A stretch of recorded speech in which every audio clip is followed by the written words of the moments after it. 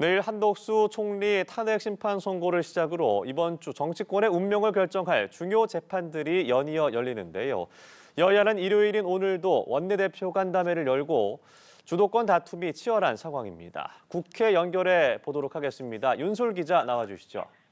네, 국회입니다. 더불어민주당 박찬대 원내대표는 오늘 오전 기자회견을 열고 헌법재판소를 향해 당장 모레라도 윤석열 대통령의 파면 결정을 내리길 촉구한다고 말했습니다. 박 원내대표는 한덕수 총리 탄핵 심판 결정이 먼저 나오는 걸 두고 윤 대통령의 탄핵 심판 선고를 최우선으로 하겠다던 원칙이 지켜지지 않은 점이 매우 유감이라고 지적했습니다. 그러면서 윤 대통령의 탄핵 심판 선고가 늦어지다 보니 국민의힘과 극우 일각에서 궤변을 늘어놓고 있다며 조속한 선고를 촉구했습니다. 이를 위해 신속한 헌재 선고를 촉구하는 결의안과 이 결의안 처리를 위한 전원위원회를 추진하겠다고 박 원내대표는 밝혔습니다. 최상목 대통령 권한대행에 대한 탄핵 추진에 대해선 헌정 질서를 유린하는 자는 처벌받는다는 원칙을 세우는 게 12.3 내란 사태로 무너진 헌정을 바로 세우는 길이라고 강조했습니다. 민주당은 또 내일부터 광화문에 천막당사를 세워 장외투쟁 수위를 높이기로 했습니다. 국민의힘 권성동 원내대표도 오후 기자회견을 자청해 맞대응에 나섰습니다. 권 원내대표는 박찬대 원내대표가 윤 대통령의 탄핵 심판 기일을 25일로 못 박으며 헌법재판소를 겁박하고 있다고 민주당의 구체적인 날짜 압박을 문제 삼았는데요.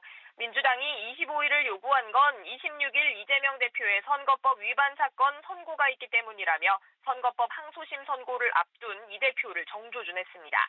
최대행에 대한 야당의 탄핵 추진과 관련해서도 그동안 민심의 역풍이 두려워서 최대행 탄핵을 참고 있다가 이 대표의 선거법 위반 판결이 가까워오자 탄핵안을 내지른 거라며 날을 세웠습니다.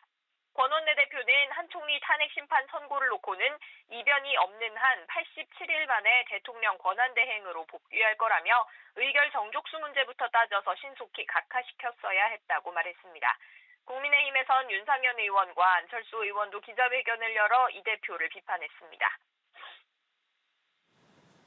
네, 산불과 관련된 정치권의 반응도 함께 짚어보도록 하겠습니다. 여야가 연달아서 메시지를 냈죠.